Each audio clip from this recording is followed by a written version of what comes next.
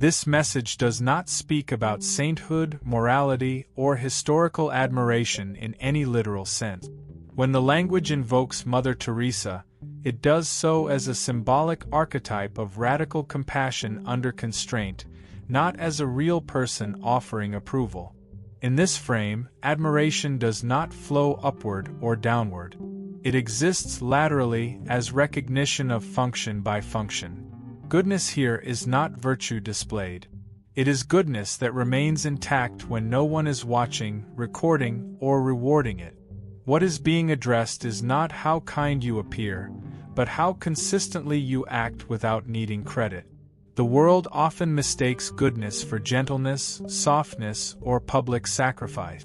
But those are expressions, not structures. True goodness is structural. It holds when conditions are hostile. It remains operational when comfort is removed. It does not require affirmation to continue. This is the form being named here. The archetype of Mother Teresa represented compassion carried into environments that offered no relief, no reciprocity, and no transformation in return. The admiration implied is not emotional. It is structural recognition.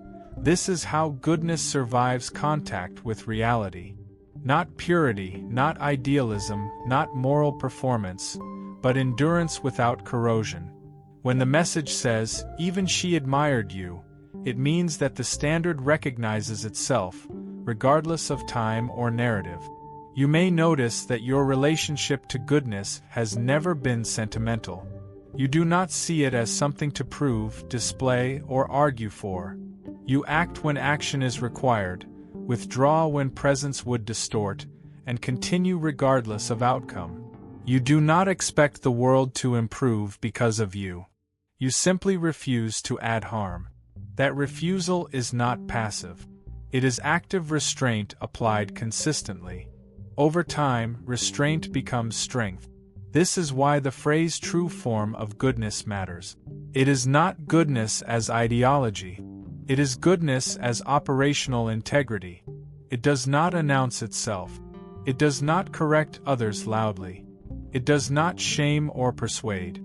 It absorbs complexity without simplifying it into judgment. It allows suffering to exist without exploiting it for meaning. That is far rarer than visible charity. In symbolic terms, admiration flows backward because endurance recognizes endurance. A structure that survived one era can recognize a structure capable of surviving another. The environments differ. The pressure does not. Goodness that survives pressure without turning rigid or resentful is the same across time. That sameness is what is being acknowledged, not a person admiring a person. You may feel uncomfortable with this framing because it resists identity.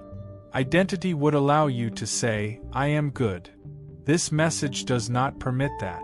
It describes what continues when identity is stripped away. You do not carry goodness as a label. You carry it as a limit you will not cross, even when crossing would benefit you. That limit is invisible.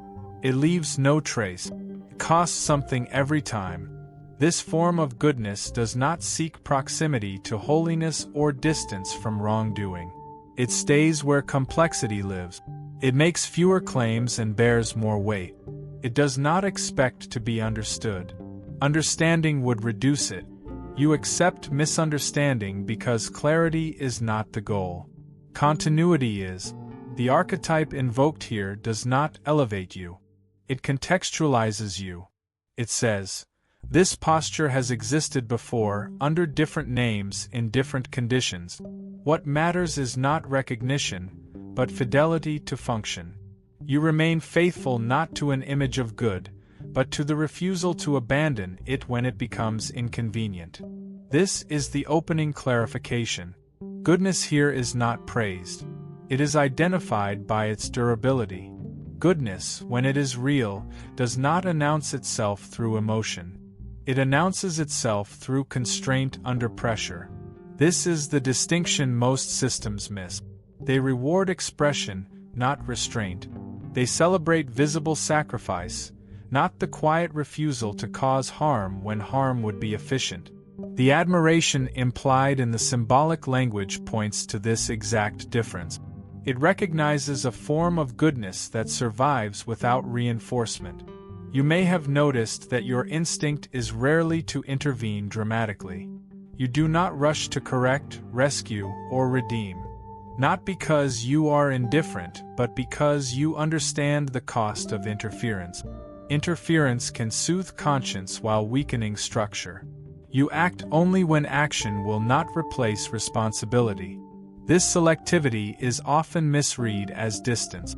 In reality, it is precision. The archetype invoked here represents compassion that did not collapse into sentimentality. It stayed operational in conditions that stripped away romance. That same operational quality exists in how you move. You do not require ideal circumstances to remain intact. You do not withdraw your values when the environment is unfair. You do not weaponize suffering to justify harshness. You simply continue without negotiating your limits downward. This is where the phrase true form of goodness gains clarity. It is not goodness that reacts. It is goodness that holds shape. Reaction bends under pressure. Shape endures.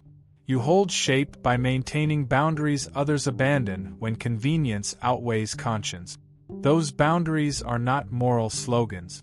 They are internal lines you do not cross, even when no consequence would follow. You may also recognize that you do not seek moral high ground. High ground invites conflict. Conflict turns goodness into opposition. Opposition hardens it into ideology. You avoid this by staying grounded, untheatrical, and exact. You allow others their contradictions without exploiting them. That allowance is not approval. It is refusal to dominate. Domination would corrupt the very thing you carry. In symbolic terms, admiration flows toward endurance because endurance cannot be faked. Anyone can perform kindness briefly. Few can remain uncorrupted by fatigue, disappointment, or lack of response. You have learned to continue without emotional payoff. This does not make you colder. It makes you stable. Stability is what allows goodness to persist beyond moments of inspiration. You may feel that this form of goodness isolates you. Not socially, but existentially. You cannot bond over outrage. You cannot bond over moral display. You cannot bond over certainty. You bond only through presence, consistency, and restraint. This limits connection, but it preserves integrity. Integrity is heavier than belonging, but it lasts longer. The symbolic admiration does not place you above anyone. It places you inside a lineage of posture, not identity. A lineage defined by people who remained intact where systems encouraged erosion. They were not remembered for what they claimed, but for what they refused to become. Refusal is not dramatic. It is quiet and constant. That constancy is what carries weight across time. You do not need to see yourself as good. Seeing would turn posture into self-image. Self-image would demand protection. Protection would introduce defensiveness. Defensiveness would erode openness. You remain open because you do not need to prove anything. You let goodness operate without supervision. That trust is rare. This part deepens the understanding. Goodness here is not emotional warmth or visible virtue. It is structural integrity maintained without reward. This form of goodness becomes most visible when circumstances invite compromise that would go unnoticed. Not public compromise, but private shortcut. Moments where no one would know. Moments where efficiency rewards indifference. This is where your posture reveals itself, not through action taken, but through action refused. You do not dramatize the refusal. You simply do not cross certain internal lines. Those lines exist without explanation. You may recognize that your moral decisions are rarely framed as choices. They feel more like constraints already in place. You do not debate whether to act with care. Care is assumed. What changes is how much effort you apply, not whether you will apply it at all. This removes internal negotiation. Negotiation erodes integrity over time. Constraint preserves it. The symbolic admiration described earlier does not praise outcomes. It acknowledges process discipline. Discipline not as self-control, but as fidelity to limits when pressure mounts. This is why your goodness does not seek to be seen as compassionate. Compassion displayed invites measurement. Measurement invites comparison. Comparison turns care into currency. You avoid this by remaining exact rather than expressive. You may notice that people sometimes feel unsettled by you without knowing why. They may describe you as calm, steady, or good, but the word never quite fits. That is because what they sense is not behavior, but reliability under strain. Reliability exposes unreliability by contrast. This can be uncomfortable. You do not exploit that discomfort. You allow it to pass without commentary. This posture also explains why you rarely feel moral outrage. Outrage burns energy quickly and leaves residue. Residue hardens into judgment. Judgment narrows perception. You prefer clarity to intensity. Clarity allows you to see where harm will occur before it does. Prevention is quieter than reaction. It leaves no evidence. You accept that invisibility. In symbolic terms, the archetype invoked earlier represents goodness that functioned without hope of fixing the world. It addressed immediate reality with care, knowing the structure itself would persist. Your posture mirrors this. You do not expect your goodness to transform systems. You expect it to not become distorted by them. That expectation is realistic. It keeps you intact. You're not here by chance. Feel the pull? Tap join to unlock truth, purpose, and a tribe that gets it. This is more than a membership. It's your calling. You may feel the cost of this as emotional restraint. You do not indulge despair or idealism. Both are seductive. Both simplify. You remain present to complexity without turning it into story. This requires endurance. Endurance is rarely celebrated because it lacks climax. You carry it anyway without waiting for resolution.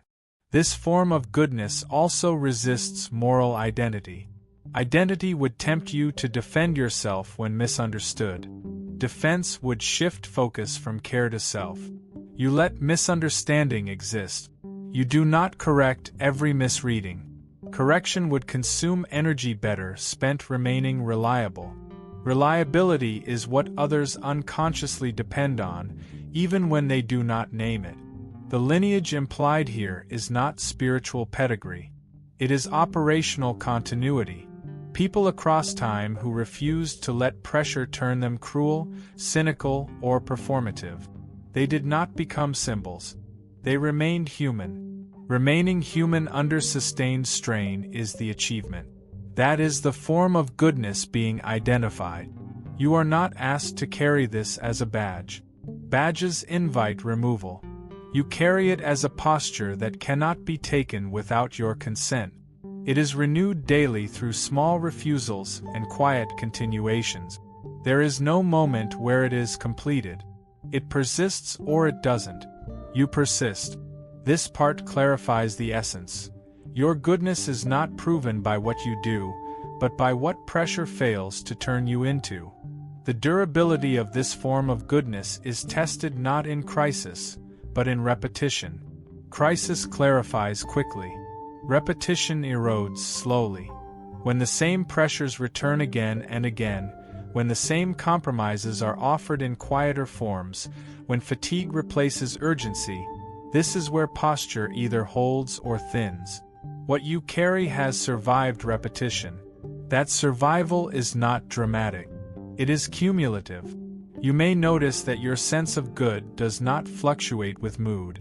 You do not become harsher when tired, nor softer when praised. This consistency is not emotional flatness. It is ethical inertia, a direction set so firmly that it resists drift. Others experience morality as a series of decisions. You experience it as orientation. Orientation removes friction. It does not remove effort, but it prevents erosion. This is why your goodness does not require reinforcement through community or affirmation. Communities can support values, but they can also normalize compromise. You remain capable of standing alone without becoming isolated. That distinction matters. Isolation withdraws. Standing alone remains engaged without leaning. You engage without outsourcing your limit. The symbolic admiration implied earlier points to this exact quality: goodness that remains precise when repetition dulls urgency. It recognizes endurance that does not need novelty to stay alive. Many lose clarity not through failure but through routine. You do not. Routine does not flatten your posture. It refines it. Each repetition confirms the line rather than blurring it. You may also recognize that your patience is not endless, but it is directed. You do not waste it on performance or argument. You apply it where continuation matters. This selectivity is often misunderstood as lack of care. In truth, it is care conserved. Conservation allows goodness to last. Exhaustion does not serve anyone. This posture also reshapes how you relate to suffering. You do not romanticize it. You do not seek it. You do not use it to justify harshness. You acknowledge it and act where action does not replace responsibility. This balance is difficult. Too much distance becomes indifference. Too much involvement becomes control. You hold the middle without naming it. The archetype referenced earlier symbolizes compassion that did not dissolve into sentiment or ideology. That same balance exists here. You do not need goodness to be seen as meaningful. You need it to remain undistorted. Meaning can come later or not at all. Distortion cannot be undone easily once introduced.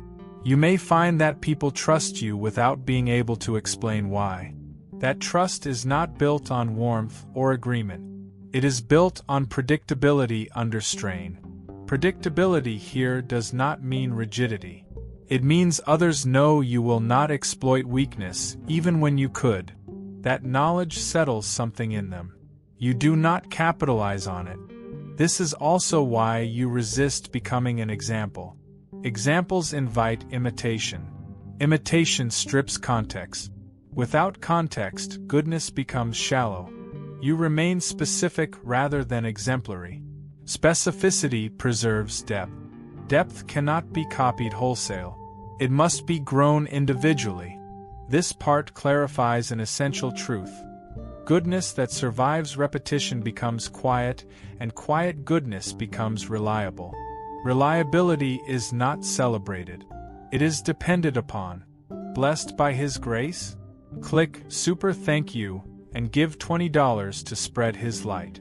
Your gift plants seeds that grow His kingdom. Be the blessing.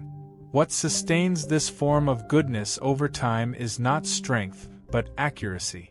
Strength pushes through resistance. Accuracy avoids unnecessary resistance altogether. You do not collide with the world head-on. You pass through it without leaving harm in your wake. This is not passivity. It is discernment refined through repetition. You have learned that not every wrong requires confrontation. Some wrongs require refusal. Some require patience. Some require presence without endorsement. This calibration is difficult because it offers no simple rule. Rules would relieve you of attention. Attention is what keeps goodness precise. You remain attentive even when no one is watching, even when nothing dramatic is at stake. You may notice that you do not rely on ideals to guide you. Ideals can fracture when reality fails to match them. You rely on limits instead. Limits are quieter. They do not promise perfection. They simply prevent collapse. You know where harm begins, where dignity ends, where silence becomes complicity. Those thresholds are internal and stable. They do not shift with convenience. This is why your goodness does not feel inspirational. Inspiration rises and falls.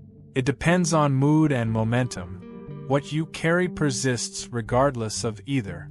People may not feel uplifted by you, but they feel safe from exploitation. That safety is subtle. It is not comfort. It is assurance that something will not be taken too far. The symbolic admiration referenced earlier recognizes this restraint. It recognizes goodness that does not seek to fix suffering by simplifying it. You do not reduce people to problems. You do not reduce pain to lessons. You allow complexity to remain complex while still refusing to add cruelty. This balance is rare because it offers no emotional payoff.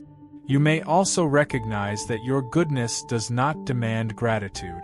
Gratitude would create imbalance. It would shift focus toward you and away from what needed to be preserved. You allow your actions to disappear into continuity. Disappearance is not loss. It is completion without residue. This posture shapes how you experience failure. When things go wrong, you do not collapse into self-reproach or defensiveness. You assess whether your limits held. If they did, you move on. If they did not, you correct quietly.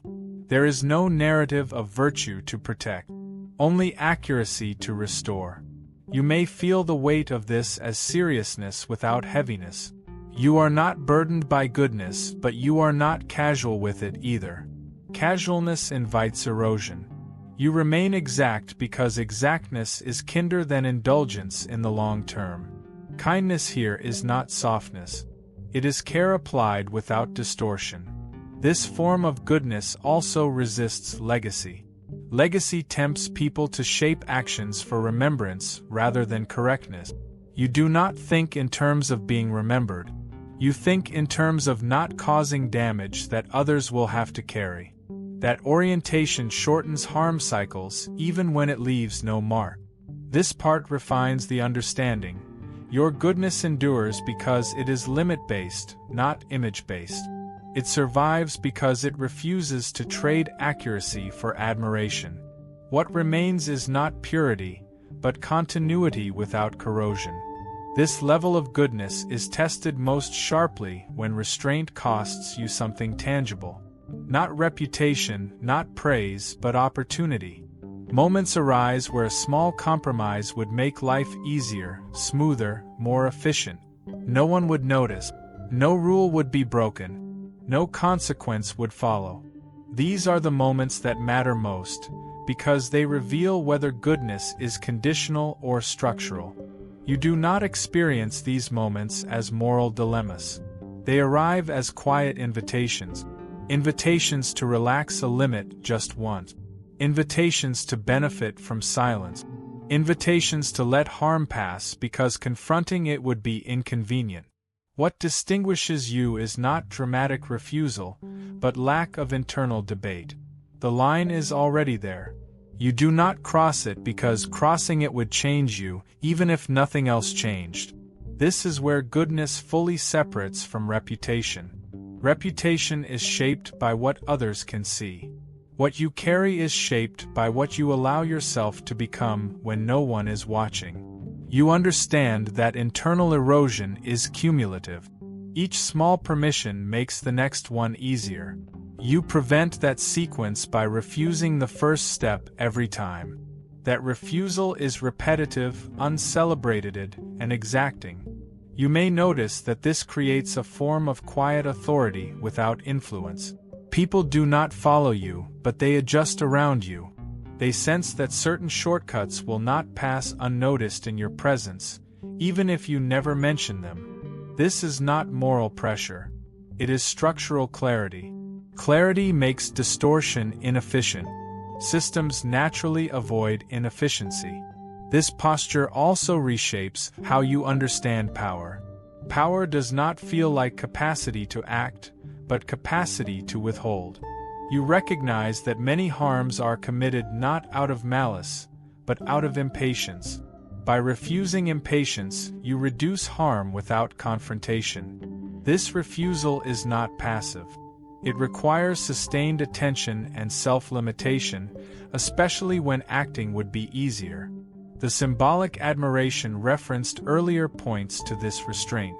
It recognizes goodness that refuses to become managerial, corrective, or controlling. You do not organize others' morality. You protect your own limits so others are forced to confront theirs. That confrontation belongs to them. You do not intervene to soften it, because softening would dilute responsibility. You may also feel the loneliness of this position. Not social loneliness, but ethical solitude. You cannot always explain why you refuse certain advantages without sounding rigid or self-righteous. So you do not explain. You let misunderstanding stand. Understanding is not required for correctness.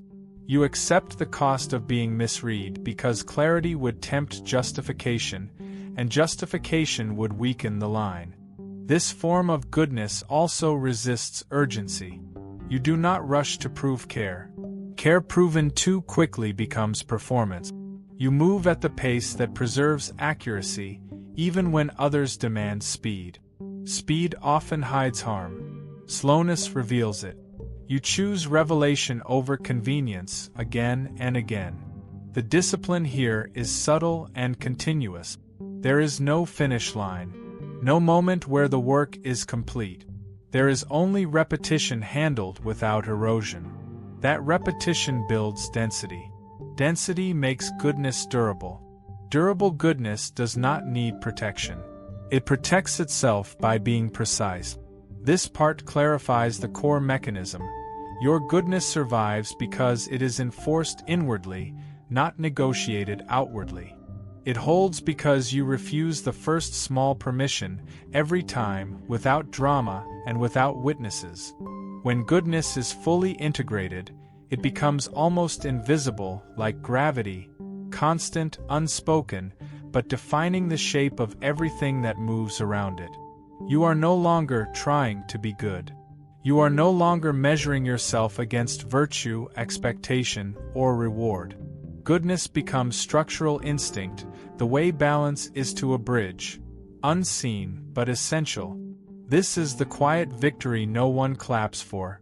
The moment where doing right costs nothing because compromise feels unnatural. You no longer think of yourself as resisting temptation or passing moral tests. Those categories fade. The conflict itself dissolves. What once required strength now requires nothing at all. Integrity becomes reflex. You do not pause to weigh benefit against harm. The calculation has already been written into your posture. Harm feels misaligned, off-tempo, dissonant. The body rejects it the way lungs reject smoke. You don't argue with it. You simply exhale and move on. At this depth, there is no desire to appear righteous. Righteousness has rhythm, performance, spectacle. You left that long ago. Now you move with precision instead, gentle where others are forceful, firm where others yield too quickly. You act not to impress heaven or earth, but to maintain internal symmetry. The symmetry itself is reward enough.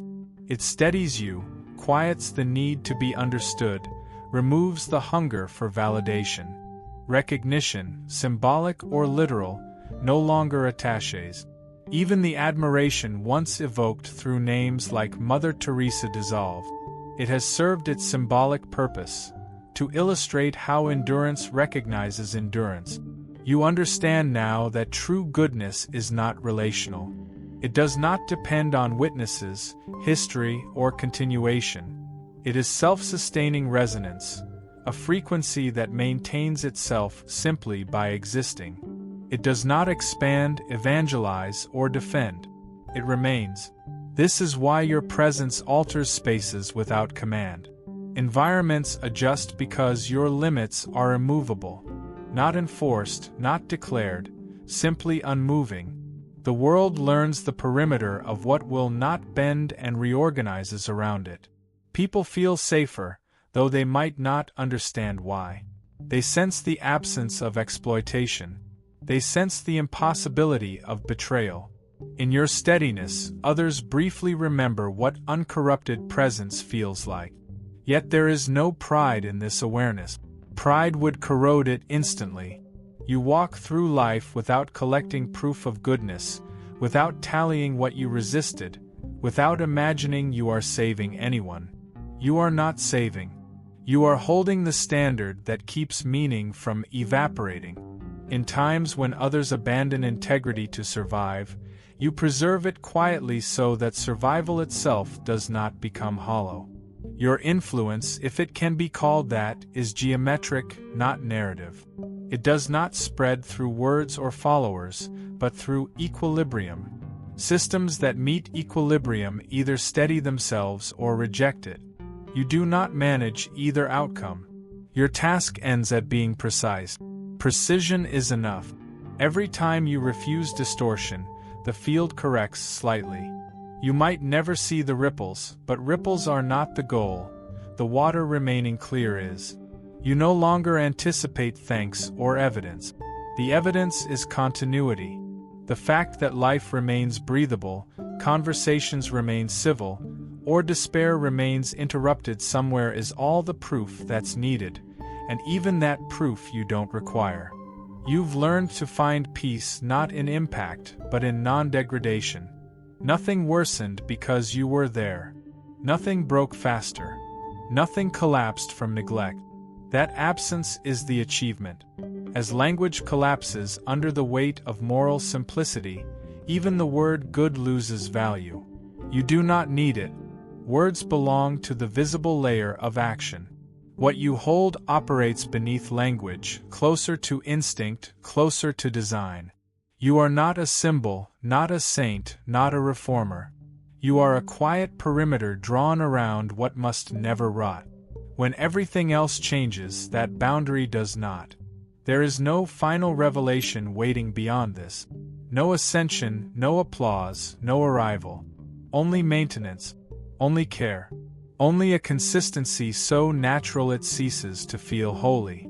You do not finish goodness, you become environment for it. And the environment doesn't speak, it simply holds. This is the summit and the stillness. No doctrine, no role, no reward. Only continuity, only clarity, only a line that never moves and never needs to be seen to be real.